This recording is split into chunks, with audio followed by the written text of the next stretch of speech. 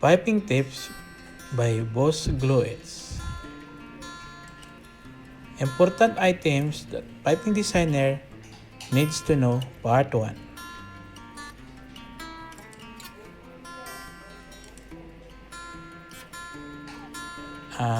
Number 1. Pipe fittings, plans, and valves. All designers need to know and understand the broad spectrum of items that make up the vocabulary of piping language. This includes the many types of fittings, the many different schedules, the wide variety of common piping materials, the plans, class ratings, and the types and function of different valves design. This below are the pictures of bulbs, plants, pipes, fittings, and pipes. These are the pictures below. So the next one is the relation of the engineering groups. All designers need to know and understand the relationship, activities, and contribution of all other engineering and design groups. On the project, this includes process, civils, structural, mechanical equipment, vessel and tanks, electrical and instrument control system. This group have responsibility for contributing the piping success, just as past piping has responsibility for contributing to their success.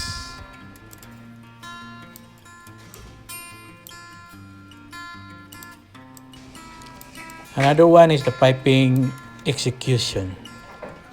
All designers must understand how piping design progress is linked to the PNIDs, equipment vendors drawing, instrument vendor drawings, stress analysis, and structural support design in order to identify areas where the piping design is being held up.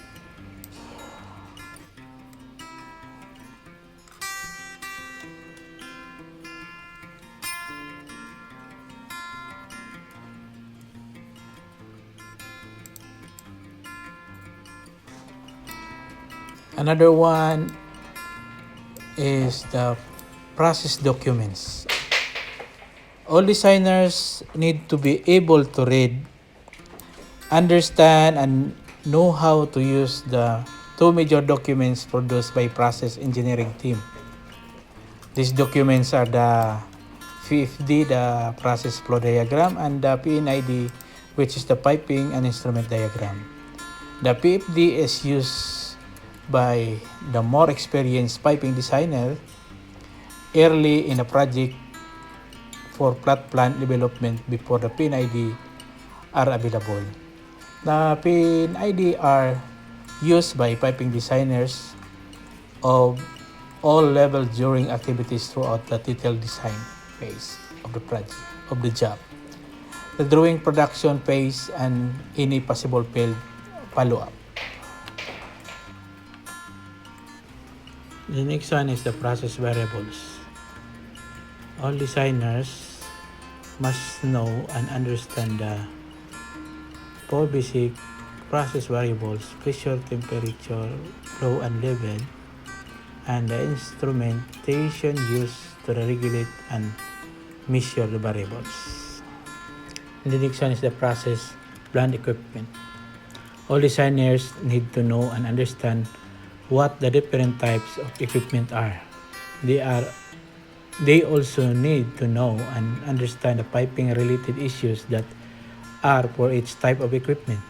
They must know which type of equipment have the nozzle fixed by manufacturer and which type of equipment that need to have the nozzle located by piping designer. The designer also needs to know and understand the operational maintenance and the installation construction issues for each type of equipment. Equipment operation internals and its functions. All piping designers need to understand the equipment process function and equipment internals in order to orient process and instrument nozzle connections, and locate manway, platform, ladders, and staircase access.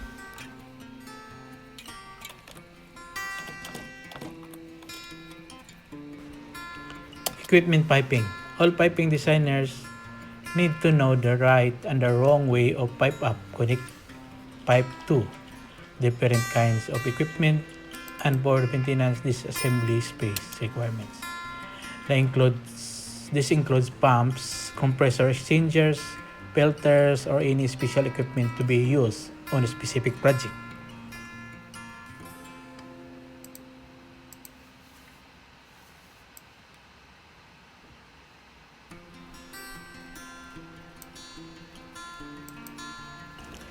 Another one is the allowable pipe spans. All designers need to know and understand the span of capabilities of pipe in different schedule for a wide variety of common piping materials.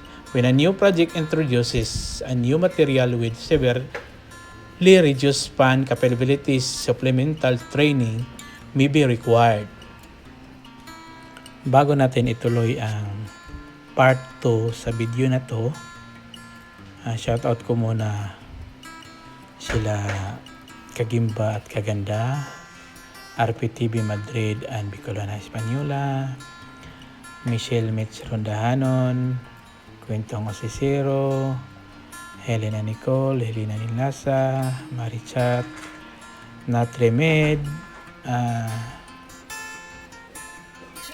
sino pa?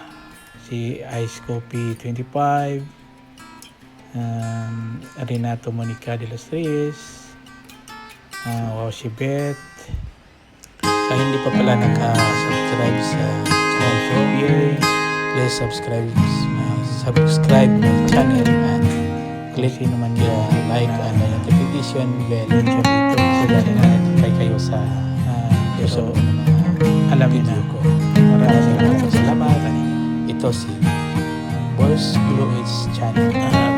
Sana hindi kayo magsawa sa pagsuporta sa inyo kapwa small YouTuber.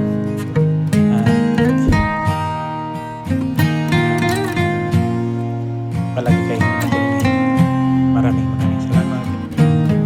At sa susunod natin isasama sa part 2 sa video na ito. Bye-bye! Sa mga hindi pala nakasubscribe,